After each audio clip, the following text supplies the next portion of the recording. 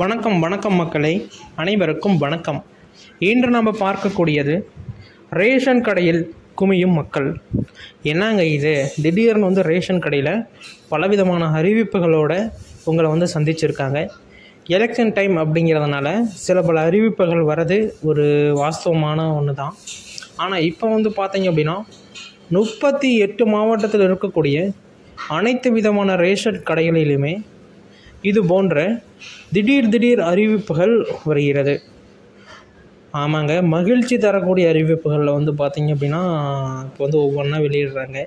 அரசுக்கு பார்த்தீங்க அப்படின்னா ரொம்ப இம்பார்ட்டன்ஸ் கொடுக்குறாங்க. மக்களும் சரி, அரசியல்வாதிகளும் சரி, அரசியல் சம்மந்தப்பட்ட நிபுணர்களும் சரி பார்த்தீங்க அப்படின்னா ரொம்ப இம்பார்ட்டன்ஸ் கொடுக்கறதுக்கு உண்டான காரணம் என்ன அப்படிங்கிறது உங்களுக்கு நல்லாவே தெரியும்.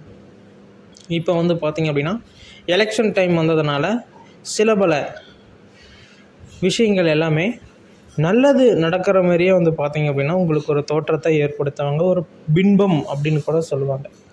அந்த பின்பத்தை பார்த்தீங்க அப்படின்னா சரியாக நீங்கள் ஹேண்டில் பண்ணணும். அப்படி ஹேண்டில் பண்ணலை அப்படின்னா உங்களுக்கு சில பல பிரச்சனைகள், அது என்ன மாரி பிரச்சனைகள், இடையூறுகள் அப்படின்னு கூட சொல்ல முடியும். இதுக்கு மேலே விளக்கமாக சொல்லணும் அப்படின்னா சில பல பிரச்சனைகள் எங்களுக்கு வந்துவிடும். ஓகேங்களா?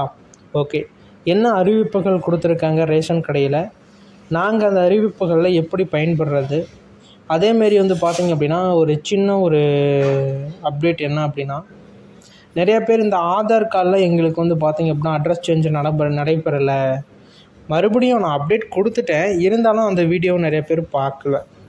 நிறைய பேர் பார்த்தீங்க அப்படின்னா ஸ்கிப் பண்ணி பார்த்துருக்காங்க. அதனால் நான் இந்த வீடியோவில் அதை ஆட் பண்ணி சொல்கிறேன். நிறையா பேர் மினிமம் ஒரு 300-400 கமெண்ட்டுக்கு மேலே அந்த ஒரே டவுட்ஸ் கேட்டிருந்தாங்க. அவ்வளோ பேர் ஸ்கிப் பண்ணி பார்த்ததுனால தெரியல. நான் அந்த தகவலையுமே நம்ம இந்த ஒரு வீடியோவில் தெளிவாக எக்ஸ்பிளைன் பண்ணுறேன். அதனால் வீடியோவை முழுமையாக பார்த்து தெரிஞ்சுக்கோங்க. ஓகே, வாங்க இப்போ வீடியோக்குள்ளே போகலாம். அதுக்கு முன்னாடி நீங்கள் இன்னும் நமது சேனலை சப்ஸ்கிரைப் பண்ணலை அப்படின்னா கீழே சப்ஸ்கிரைப் பட்டன் அவைலபிளாக கொடுத்துருக்கோம். தாராளமாக கிளிக் பண்ணி ஆல் அப்படிங்கிற ஆப்ஷன் சூஸ் பண்ணிட்டீங்க அப்படின்னா இன்னும் நிறைய விதமான தகவல்களை நீங்கள் தெரிஞ்சுக்க முடியும். 1 by 1 அப்டேட்ஸ்களையும் எல்லாமே நீங்கள் பார்த்தீங்க அப்படின்னா தெரிஞ்சுக்கலாம். நான் 1 by 1 அப்டேட்ஸ் கொடுக்குறேன், அதை நீங்கள் சரியாக ஹேண்டில் பண்ணிக்கோங்க. ஒரு சில இடங்களில் பார்த்தீங்க அப்படின்னா நான் சின்ன ஐடியாஸ், சின்ன அப்டேட்ஸ், சின்ன தகவல்களை தெரிஞ்ச, அதாவது நம்ம வழக்கு மொழியில் நான் தெரிஞ்ச தகவல்களை உங்களுக்கு மிக சிறப்பான முறையில் கொண்டு சேர்த்துட்டு இருக்கோம். அதனால் நீங்கள் எங்களுக்கு ஏதாச்சும் ஒரு நன்மை செய்யணும்னு உங்களுக்கு விருப்பம் இருக்குது அப்படின்னா தாராளமாக கீழே சப்ஸ்கிரைப் பட்டன் இருக்கும் கருப்பு கலரில், அதை ப்ரெஸ் பண்ணி ஆல் அப்படிங்கிற ஆப்ஷன் சூஸ் பண்ணிக்கோங்க. அது தமிழில் உங்களுடைய மொபைல் இருக்குது அப்படின்னா அதை கீழே குழுவில் சேர் அப்படின்னு சொல்லிட்டு இருக்கும். அந்த குழுவில் சேர அழுத்தி உள்ளே வந்தீங்க அப்படின்னா ஆல் அப்படிங்கிறதே இருக்கும், எல்லாம் அப்படின்னு இருக்கும். அதை கிளிக் பண்ணி வச்சுக்கோங்க. ஓகேங்களா? ஓகே, வாங்க இப்போ வீடியோக்குள்ளே போகலாம். நான் முன்னாடியே சொல்கிறேன் அப்படின்னு சொல்லியிருந்தாலும் இந்த ஆதார் கார்டில் நிறைய பேர் இந்த திருமணமான பிறகு இந்த அட்ரஸ் சேஞ்ச் பண்ணுறாங்க. அதாவது முகவரி மாற்றம் செய்கிறாங்க. அந்த முகவரி மாற்றம் செய்கிறப்போ பார்த்தீங்க அப்படின்னா நிறையா பேர்த்துக்கு சேஞ்ச் ஆகிறது இல்லை. அது என்ன காரணம் அப்படிங்கிறதையும் வெளிப்படையாக எதுவும் ஒரு அறிவிப்புமே கொடுக்கலை அப்படிங்கிற மாதிரி மக்கள் தரப்பில் தெரியப்படுத்துகிறாங்க. ஒரு டைம் 2 டைம் இல்லை, 10 டைம் போயிட்டோம். ஒரு டைமுக்கு 150 ரூபா அப்படின்னா கூட 1500 ரூபா சம்திங் நாம் கொடுத்து நாங்கள் அப்ளை பண்ணியிருக்கோம். இருந்தாலும் 20 நாள் காசு நம்ம கொடுத்து பண்ணோன்னா கூட 20 நாள் வெயிட் பண்ண சொல்கிறாங்க. நாங்கள் இப்போ 5-6 மாதமாக நாங்கள் வெயிட் பண்ணிகிட்டு இருக்கோம். எங்களுக்கு எந்த விதமான ரெஸ்பான்ஸும் கிடைக்கவில்லை அப்படின்னு சொல்கிறாங்க. அதேமாரி நாங்கள் வேறு இடத்தையும் நாங்கள் மாற்றி பார்த்தோம். அதாவது ஆதார் மையமே 2-3 மையம் இருக்கும். இ-சேவை மையம் ஒன்று இருக்கும், ஆதார் மையம் ஒன்று இருக்கும், இன்னொன்று பேங்க்லேயும் அட்ரஸ் சேஞ்ச் பண்ணுவாங்க. இதுமாரி எல்லா இடத்துலையுமே நாங்கள் அட்ரஸ் சேஞ்ச் பண்ணிட்டோம். இருந்தாலுமே எங்களுக்கு எந்த விதமான மாற்றமுமே கிடையாது. நாங்கள் என்ன பண்ணுறது அப்படின்னு சொல்லிட்டு நிறைய பேர் மெசேஜ் பண்ணியிருந்தீங்க. அவங்களுக்கு பார்த்தீங்க அப்படின்னா ஒரு சிம்பிளான ஒரு அப்டேட் பார்த்தீங்க அப்படின்னா நாங்கள் 1 by 1 கொடுப்போம். அந்த 1 by 1 நீங்கள் தெரிஞ்சுக்கிட்டீங்க அப்படின்னா இன்னும் உங்களுக்கு அப்டேட்ஸ் இருக்கலாம். ஓகேங்களா? ஃபஸ்ட்டு அவங்களுக்கு 18+ ஆயிடுச்சா அப்படிங்கிறத கன்ஃபார்ம் பண்ணிக்கோங்க. அப்போ தான் வந்து அந்த அட்ரஸ் சேஞ்ச் அப்படிங்கிறது உங்களுக்கு வந்து கரெக்டாக நடைபெறும். இல்லை எங்களுக்கு 17 தான் ஆகுது, 16 தான் ஆகுது, நாங்கள் வந்து ரிஜிஸ்டர் பண்ணலாம் ஆனால் திருமணம் பண்ணிக்கிட்டோம் அப்படிங்கிற மாரி நிறையா பேர் இருக்கீங்க. அவங்க எல்லாருமே வந்து பார்த்திங்க அப்படின்னா வெயிட் பண்ணி தான் அவங்களுக்கு 18 வயசு முடிஞ்ச பிறகு தான் அட்ரஸ் சேஞ்ச் அப்படிங்கிறது நடக்கும். இது வந்து வெளிப்படையான ஒரு உண்மை. அப்படி யாராச்சும் இருக்கிறீங்க அப்படின்னா தாராளமாக நீங்கள் கீழே கமெண்ட் செக்ஷனில் தெரியப்படுத்துங்க. ஓகேங்களா? அதேமாரி வந்து பார்த்தீங்க அப்படின்னா நான் 1 by 1 அப்டேட்ஸ் வந்து கொடுத்துக்கிட்டே இருப்பேன். அதுதான் வந்து காரணம். அந்த 18 வயசு முடியல அப்படின்னா கட்டாயமாக எங்கேயுமே அந்த அட்ரஸ் சேஞ்ச் அப்படிங்கிறது நடக்காது. அதை வந்து கரெக்டாக நீங்கள் பார்த்துக்கோங்க. ஓகேங்களா? ஓகே, ஃபஸ்ட் ஒன், என்ன அப்டேட் கொடுக்க போகிறாங்க, என்னென்ன மாற்றங்கள்லாம் நாங்கள் வந்து சரியாக செஞ்சு வச்சுருக்கணும். KYC அப்டேட் பண்ணணும். நான் எதுக்கு ஆதாரை பற்றி முன்னாடி உங்களுக்கு ஒரு அப்டேட் கொடுத்தேன் அப்படின்னா, நிறைய பேர் அந்த டவுட்டை தான் கேட்குறீங்க. ஆதாரை எப்படி மாற்றுறது, அட்ரஸ் சேஞ்ச் பண்ணுறது, முகவரி மாற்றம் எப்படி அப்படின்னு சொல்லிட்டு. அதுக்கு தான் வந்து நான் முன்கூட்டியே சொல்லிட்டேன். ஏன்னா அதை எதிர்பார்க்குறீங்க தான் நிறைய பேர்.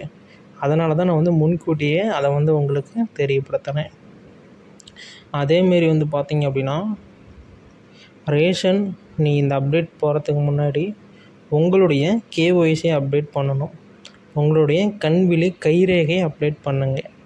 நாங்கள் ஆல்ரெடி அப்டேட் பண்ணி தானே இருக்குது அப்படின்னு சொல்லிட்டு நீங்கள் யோசனை பண்ண வேண்டாம். 5 வருஷத்துக்கு ஒரு முறை நீங்கள் போய் கைரேகை கண்விழி ரேகையை பதிவு பண்ணிக்கணும் அரசாங்கத்தில். அப்படி பதிவு பண்ணினா மட்டும்தான் உங்களுக்கு இந்த ஸ்கீம்ஸு, பேங்க்கில் இருக்கக்கூடிய கைரேகை அப்டேட்ஸ் எல்லாமே வந்து சரியாக நடக்கும். இல்லை நான் அப்டேட் பண்ணலை அப்படின்னா உங்களுக்கு பிரச்சனைகள் வரும். கைரேகை வச்சா கைரேகை விழாது. பணம் எடுக்கலாம்னு ATMக்கு போய் கைரேகை வச்சு எடுக்கலான்னு போனீங்க அப்படின்னா விழாது. நிறைய பேர் வந்து பார்த்திங்க அப்படின்னா இந்த ஏரி வேலை பணம் அப்படின்னு சொல்லிட்டு ஊரில் ஒருத்தர் எடுத்து கொடுப்பாங்க. அங்கே போய் கைரேகை வைப்பாங்க, விழாது. அப்புறம் வந்துடுவாங்க, கைரேகை விழலப்பா அப்படின்னு. அவங்களாலாம் என்ன பண்ணணுன்னா, நீங்கள் இப்போ ஃபோன் பார்த்துட்டு இருக்கிறீங்கள, அப்பாவோ அம்மாவோ பேரனோ தாத்தனோ யாரோ ஒருத்தர் நீங்கள் இப்போ வீடியோ பார்த்துட்டு இருப்பீங்க. அந்த இந்த வீடியோவை நீங்கள் பார்த்துட்டு அந்த வயசானவங்களை கூட்டிக்கிட்டு போய் கைரேகை பதிவு பண்ணிட்டு வரணும். அது எங்கே போகணும் அப்படின்னா ஆதார மையம் போகலாம், சேவை மையம் போகலாம், இல்லைன்னா பேங்க்ஸில் ஒரு சில பேங்க்ஸ்லாம் பதிவு பண்ணுவாங்க. அதை வந்து கரூர் வைசியா, அந்த இந்தியன் பேங்க்கு, இதுமாரி சம் பேங்க்ஸ் எல்லாம் அப்டேட் பண்ணுவாங்க. அந்த பேங்க்குக்கு அந்த வயதானவங்களை கூட்டிகிட்டு போங்க. கூட்டிகிட்டு போய் ஆதாரில் அப்டேட் பண்ணிட்டீங்க அப்படின்னா அவங்க உடனே போனவொடனே கைரேகை வச்சா உடனே பணம் எடுத்துக்கலாம். ஓகேங்களா? விழலைன்னு போயிட்டு வர சொல்லுவாங்க 2-3 நாள். அதுமாரிலாம் நீங்கள் போயிட்டு வந்தாலும் விழாது. அதை நீங்கள் எடுத்துகிட்டு இப்படி வச்சாவே விழுமா விழாதான்னு தெரிஞ்சிடும். அப்படி விழலைன்னா தொடச்சிட்டு வச்சா ஒரு சம்டைம்ஸ் விழும், ஒரு டைம் விழாது. ஓகேங்களா? அதெல்லாம் கரெக்டாக பார்த்துக்கணும்.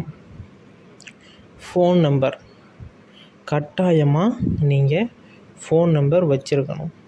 ஃபோன் நம்பர் இல்லை அப்படின்னா அந்த இது வந்து ரிஜெக்ட் பண்ணிடுவாங்க, ரிஜெக்ட் பண்ணப்படும். அதுக்கு நம்ம வந்து பார்த்திங்க அப்படின்னா தள்ளப்படக்கூடாது. அதனால் ஃபோன் நம்பரும் கரெக்டாக இருக்குதா அப்படிங்கிறத நோட் பண்ணிக்கோங்க. இதெல்லாம் கரெக்டாக இருக்குதுப்பா, நாங்கள் எந்த ஒரு இதுவுமே கிடையாது, நீங்கள் சொன்னது பர்ஃபெக்டாக எனக்கு இருக்குது, அந்த ஸ்கீம்ஸ் வந்து எங்களுக்கு அப்டேட் ஆகுமா அப்படின்னா கட்டாயமாக அப்டேட் ஆகும். என்ன ஸ்கீம்ஸ் அப்படின்னா, யாரெல்லாம் இந்த ரேஷன் கார்டு கரண்ட்டில் வச்சுருக்காங்களோ அவங்களுக்கு எக்ஸ்ட்ரா உங்களுக்கு வந்து பார்த்திங்க அப்படின்னா 20 கிலோ அரிசி வந்து பார்த்திங்கன்னா கொடுக்க போகிறாங்க. அதாவது ஃபோன் நம்பர் கரெக்டாக இருக்கணும், கண்விழி கைரேகை கரெக்டாக இருக்கணும், யாராவது டெத் ஆகிருந்தாங்க அப்படின்னா அதோட பேர் நீங்கி இருக்கணும், பர்ஃபெக்டான கவர்மெண்ட் கரெக்டாக இருக்குது அப்படின்னா உங்களுக்கு 20 கிலோ அரிசி உங்களுக்கு இலவசமாக கொடுக்குறாங்க. அது எந்த வகையான ரேஷன் கார்டாக இருந்தாலும் சரி. ஓகேங்களா? 1. 2வது வந்து பார்த்தீங்க அப்படின்னா, இந்த டெத்தானங்களதெல்லாம் நீக்காமல் யார் வச்சுருக்காங்களோ அவங்களுக்கு எல்லாமே வந்து பார்த்திங்கன்னா அவங்களே அரசாங்கமே கணக்கெடுத்து இப்போ வந்து சர்வே எடுக்க போகிறாங்க, எடுத்து நீக்க போகிறாங்க. அப்படி அரசாங்கமே கண்டு நீக்கிற அரிசி அட்டைதாரர்களுக்கும் சரி, அந்த சுண்டல் அட்டை, அதாவது சுண்டல் போட்டாங்கன்னா அந்த அட்டைதாரர்களும் சரி, 35 கிலோ அரிசி அட்டைதாரர்களுக்கும் சரி சில இலவசங்கள் கிடைக்காது அப்படிங்கிற மாரி பேசிக்கிறாங்க. அதனால் உங்களுடைய வீட்டில் உறவினர்கள் யாராச்சும் டெத்தாக இருந்தாங்க, நீக்கலை அப்படின்னா நீங்கள் சம்டைம்ஸ் உங்களுக்கு பரபரப்பாக நியூஸ் வரும், அப்போ போய் நீக்கிறது பரவாயில்ல. இப்போ உடனே நீக்கணும் அப்படிங்கிறது கட்டாயம் இல்லை.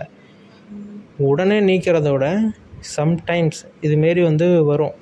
அதாவது இந்த ஊரில் ஒரு முகாம் மாரி போடுவாங்க, பேர் நீக்கிறீங்கன்னா நீக்கிங்கப்பா அப்படின்னு சொல்லுவாங்க. அப்போ போய் நீக்குவாங்க.